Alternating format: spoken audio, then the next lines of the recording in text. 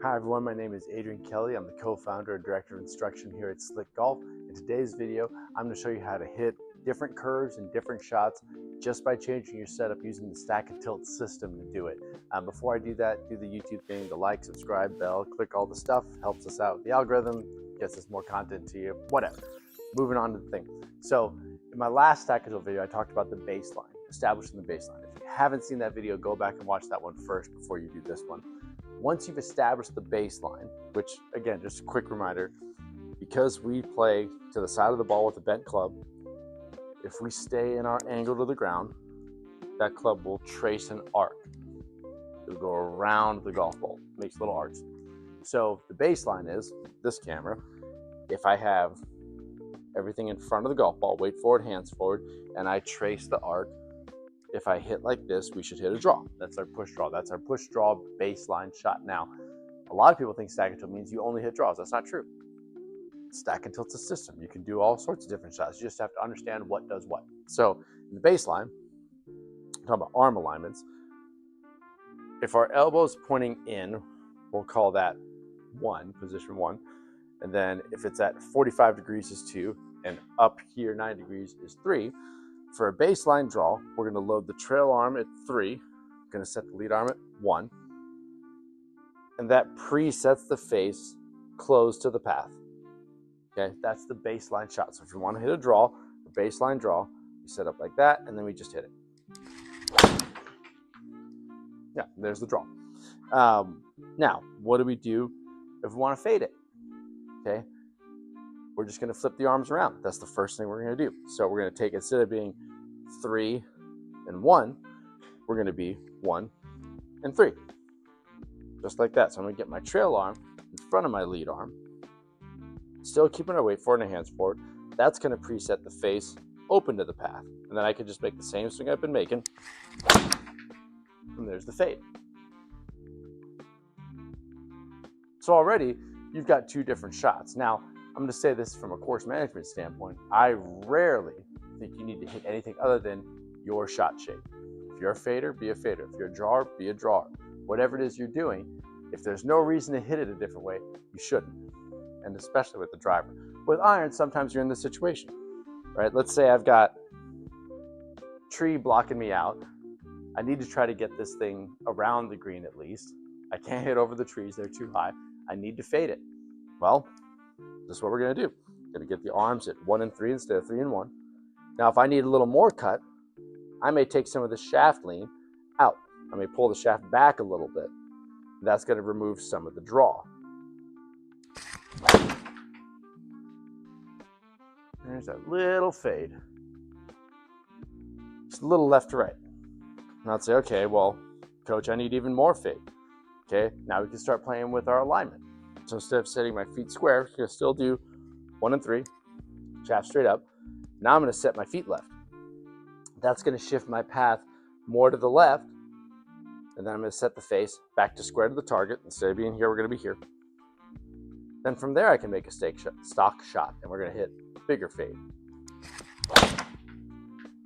Here it comes. Now that doesn't go very far. I'm kind of deflecting it, but that is cutting. That's the big, big fade.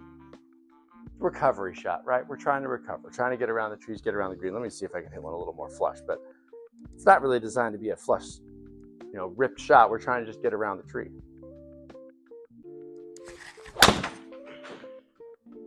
Yeah, every one of those balls is fading, right? I didn't change my swing. I'm not thinking about anything differently. All I'm doing is set it up funny and hitting the ball. Let's flip that. Let's say I got to get around a tree the other way. Well, I could hit my baseline draw, but let's say that's not enough. Let's say I need more. I've already got 3 and 1 in my baseline. So what we're going to do, instead of putting the ball here, we're going to play the ball a little further back. Okay, so with draws, we can just play the ball further back, and that shifts your path more to the right on its own. I'm not going to change anything else about the swing. This will just be a big draw. Here it comes. It's easier to draw irons than it is to fade them because of the shaft lean equation. So on this front view, We want to hit the ball like this anyway, so you can hit it solid and control your low point. You move the low point further forward, the draw gets bigger. That's why they say it's easier to draw irons than, say, like a driver. So there you go. You've just learned big draw, baseline draw, little fade, big fade. You've got all these different shots. Well, now let's talk high and low. So again, we're just talking about setup, not talking about anything in the swing. So for low, again, we could just play the ball further back. But as I just showed you, mostly what that does is just makes you hit a bigger draw, a bigger curve. So how do we neutralize that? Well, if I've got the ball back here and I just make a regular swing, my path's going to be very far to the right. So the easiest thing to do is just aim your feet left. This is what we call the gutter up version. We're going to play the ball off our back foot, foot to the left. Everything is going to be swinging on our stance line. That's if we're trying to hit it this way. All we're going to do is have a lot of excess shaft lean. There's a low punch. Now, the club face thing, one thing I didn't mention is why this ball went to the left. You have to start adjusting the club face at setup. So instead of being, again, 3 and 1, which is a draw one, we don't really want to have the face close to our path like this.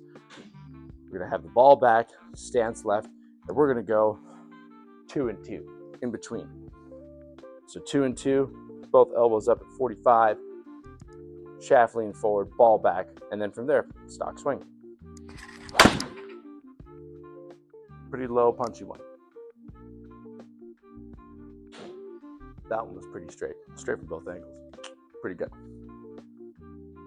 So there's your low straight one. Low draw. That one's pretty easy, right? I can play it extra back. Close the stance a little bit. This ball is going to draw a lot. There it goes. Now low fade with an 8-iron can get a little bit tricky because we want to hit this solid. And again, the more shaft lean we have, the lower the ball goes, but also the more draw we have. So we're going to hit a low cut. Things got to get funky. So now we're going to go 1 and 3 with the arms. Ball's back. Stance is going to be very open. Lean everything in front. There's the 3 and the 1. Or 1 and the 3 in this situation. See if we can hit a low cut. There it is. Now, when you're doing this, a lot of these setup changes are going to feel very, very odd at first, right? It's going to take some practice to get used to making that much manipulation. But at the end of the day, once you set up like that, you should be able just to make basically regular golf swings and hit all sorts of different shots, right? I don't think it's a good idea for people, especially amateur golfers, but even at the highest level, to have a lot of different golf swings, right? Ideally, I think you have your swing and then adjustments, right? Variations on the thing that you do. Right, so one of the things that's very beneficial about Stack and Tilt as a system is once you establish the baseline, you can do exactly what we did here and hit all kinds of different shots. It's not like I practiced that shot a whole bunch, but if I understand the math, I can do whatever I want. Now, how do we hit it higher? Right, we've talked about low, we've talked about curving it all the ways, we've hit, Tiger talks about the 9-shot window, we've hit 6 of them. How do we go up the ladder? We'll take a normal setup, take a normal baseline, pretty straightforward. Ball's going to be a little more in front. Still have a little shaft lean, but we're going to put that ball more in front, take out some of the downward force. We're just going to make a stock swing from there. That's way up there. Now, one of the things that happens when you do that is you have a tendency to overdraw, which I did on that shot. This is fine. If I'm hitting that shot again, there's probably a reason, hopefully a reason. I need to get over a tree, trying to recover. I got to do something different. Probably not concerned about the left miss. I'm more concerned about the high miss. Same thing, ball just a little more forward, still weight forward, still shaft lean, still 3 and 1. That was better. You can see that peak height at 115, way up there. Way, way, way up there. Again, just talking setup. Now there's things you can do in your swing. I don't want to get into that. I just want to talk setup. So if you want to hit it higher, you can do the baseline, just play the ball further up. It'll take a little bit of curve out. Now let's say you play the ball up and you see this instead. Big high fade. Okay, and you're like, well, I don't want to see that. right? I still want to hit a draw, and I'm struggling with that. Well, you can put more draw pieces in your arm alignment. So we're going to go 3-1 here, right? So we've established a little bit of a draw. Now we're just going to close the feet a little bit. Everything's going to be pointed to the right, shoulders out in front, stock swing from there. And there's the big draw.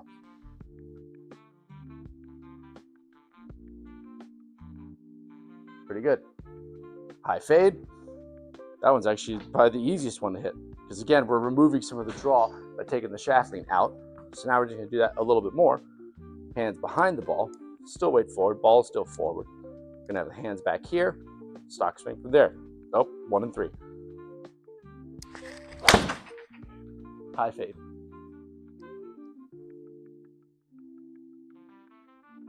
There you go. You can hit all kinds of shots with stack and tilt. Stack and tilt is not you must hit this one shot all the time. There's a baseline model. You establish the baseline first, then you have decisions. You can do whatever you want. You want to be a fader, be a fader. You want to be a big drawer, be a big drawer. You want to hit low, you want to be Chris Goddard, be Chris Goddard. I got nothing bad to say about Chris Goddard. That dude's a player. I would classify him as somewhere in the stack and tilt system. He probably wouldn't, but I could probably put any good player in there. That's how you know it's a good system. So if you've got any questions, comment down below, DM me on Instagram. I had a lot of shots and I'm out of shape. I'm out of breath. It's summer. It's hot. I got the linen pants on. It's hot out. I'm staying inside, and even then I'm need to work out. This is getting out of control. Stack and tilt doesn't talk about that. This is just for me. That was a pretty good demo though. Not bad, a lot of good shots. Just do that, right?